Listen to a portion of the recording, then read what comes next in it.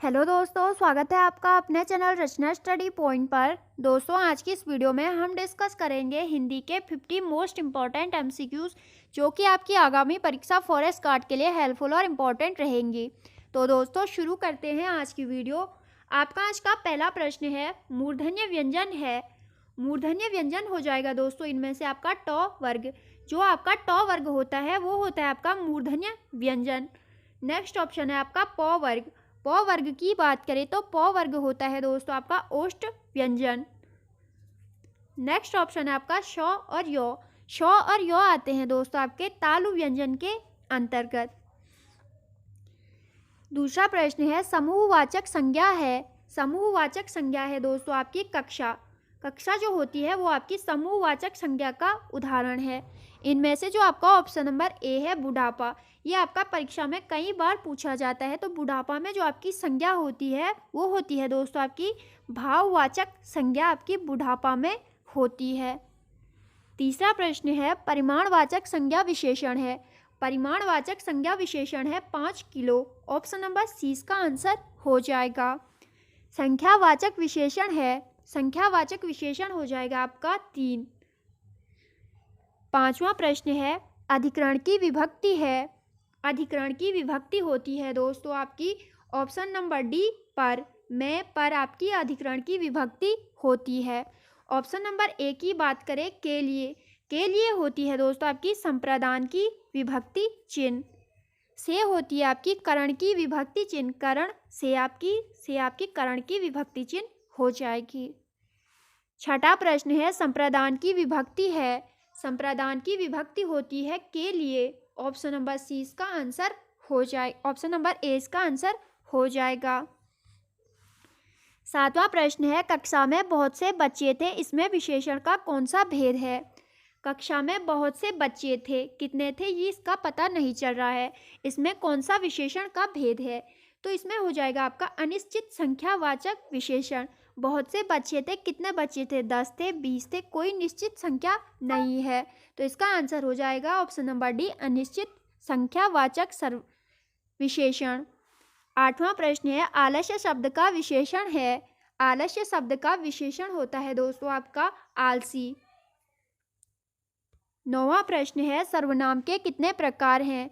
सर्वनाम के प्रकार होते हैं दोस्तों आपके 6। कौन कौन से प्रकार होते हैं सर्वनाम के। पहला हो गया आपका पुरुषवाचक सर्वनाम, दूसरा होता है आपका निश्चयवाचक सर्वनाम, तीसरा होता है आपका अनिश्चयवाचक सर्वनाम, चौथा होता है आपका संख्यावाचक सर्वनाम, और पांचवा होता है आपका प्रश्नवाचक सर्वनाम, और छठा और आखिरी होता है आपका निजवाचक सर्वनाम।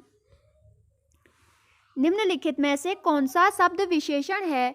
इनमें से आपका विशेषण शब्द है दोस्तों आपका निपट। ऑप्शन नंबर सी इसका आंसर हो जाएगा। निश्चयवाचक सर्वनाम कौन सा है। निश्चयवाचक सर्वनाम है दोस्तों यह। ऑप्शन नंबर 20 का आंसर हो जाएगा। बाल का स्त्रीलिंग है। बाल का स्त्रीलिंग होता है दोस्तों बाला। ऑप्शन नंबर ए इसका आंसर हो जाएगा। कवयित्री का पुल्लिंग है। कवयित्री का पुल्लिंग होता है दोस्तों आपका कवि।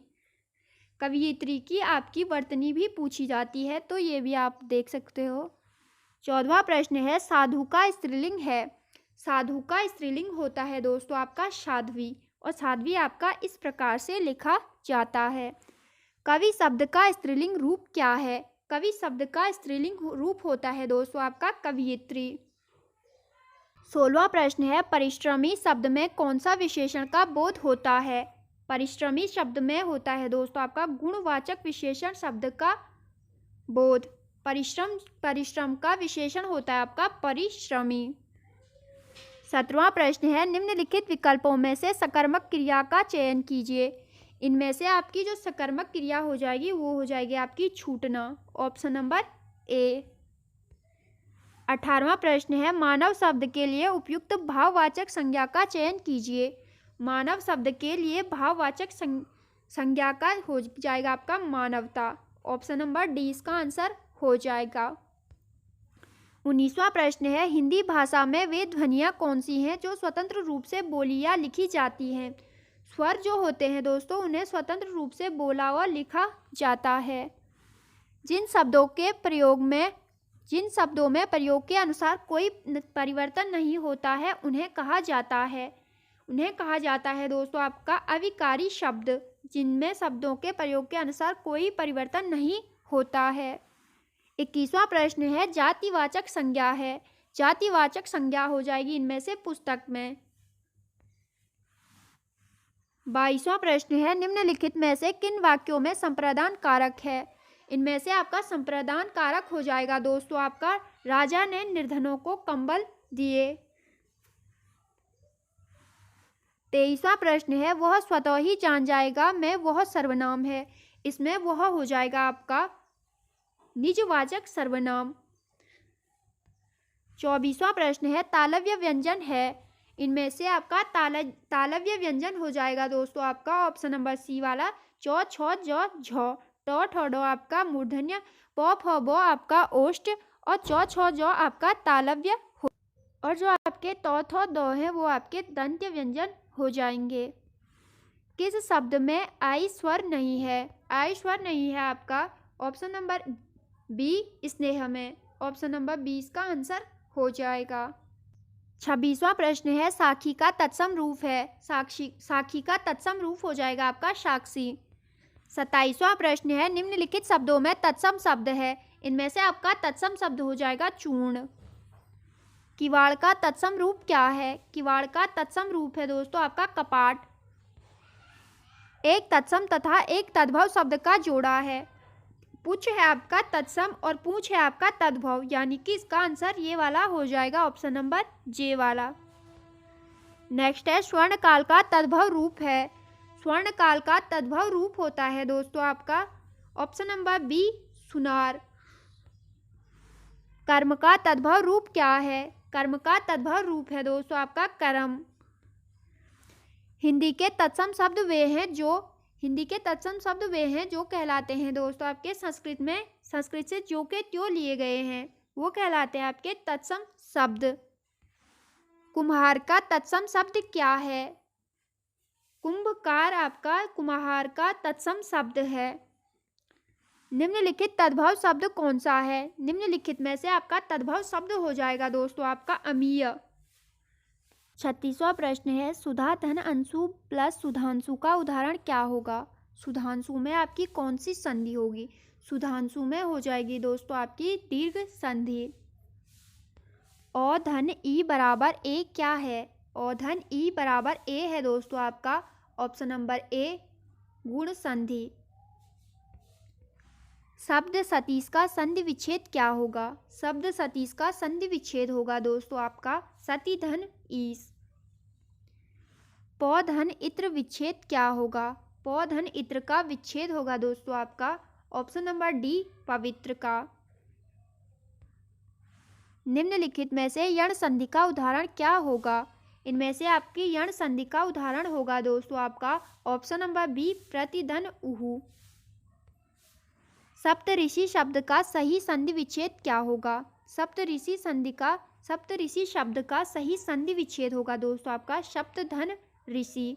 ऑप्शन नंबर सी इसका आंसर हो जाएगा। नेक्स्ट क्वेश्चन है पल्लव के रचयिता हैं। पल्लव के रचयिता हैं दोस्तों आपके सुमित्रा नंदन पंत। दोस्तों सुमित्रा नंदन पंत जो हैं वो आपके उत्तराखंड से संबंधित हैं और इसलिए आपके एग्जाम के लिए इम्पोर्टेंट बन जाते हैं। सुमित्रा नंदन पंत की बात करें तो इनका जो जन्म हुआ था दोस्तों वो हुआ था आपका कौशानी में इनका जन्म हुआ था। इनकी कुछ प्रमुख रचनाएं हैं जैसे आपकी चिदम्बरा हो गई, वीणा हो गई, गुंजन हो गई। ये इनकी कुछ प्रमुख रचनाएं हैं जो कि आपकी परीक्षाओं में पूछी जाती है। और 1968 में इन्हें चिदम्बरा के लिए ज्ञानपीठ पुरस्कार भी प्राप्त हुआ और ये आपके ज्ञानपीठ पुरस्कार प्राप्त करने वाले पहले हिंदी कवि भी हैं। नेक्स्ट क्वेश्चन है चिंतामणि के रचयिता हैं। चिंतामणि के रचयिता हैं दोस्तों आपके option number C Ramchandra Shukla. आंचलिक रचनाएं किससे संबंधित होती हैं। आंचलिक रचनाएं संबंधित होती हैं आपकी क्षेत्र विशेष से और उत्तराखंड का आंचलिक कथाकार कहा जाता है आपका शैलेश मटियानी को। शैलेश मटियानी की एक प्रसिद्ध रचना है बोरीवली से बोरी बंदर तक। यह आपकी परीक्षा में यूकेपीएससी के द्वारा पूछी गई है। छायावाद के प्रवर्तक का नाम है? जयशंकर प्रसाद छायावाद के प्रवर्तक हैं। जयशंकर प्रसाद की प्रमुख रचनाएं हैं झरना, कामायनी, ध्रुव स्वामिनी जैसी आंसू इनकी प्रमुख रचनाएं हैं।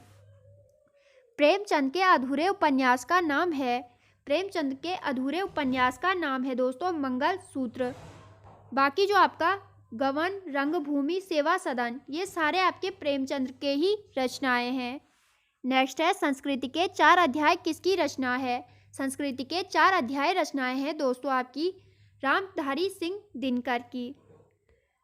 नेक्स्ट क्वेश्चन है तोड़ती पत्थर कविता के कवि हैं? तोड़ती पत्थर कविता के कवि हैं दोस्तों आपके सूर्यकांत त्रिपाठी निराला, जिन्हें कि आपका प्रकृति का सुकुमार कवि भी कहा जाता है। रामचरितमानस की भाषा क्या है? रामचरितमानस की भाषा है दोस्तों आपकी अवधी, और रामचरितमानस की रचना की गई है आपकी गोस्वामी तुलसीदास के द्वारा। तो दोस्तों ये थी आपकी आज की इम्पोर्टेंट वीडियो। आई होप आपको वीडियो पसंद आई होगी। वीडियो पसंद आई तो एक लाइक कर देना, चैनल पर नए तो सब्सक्राइब कर देना। Okay, thank you.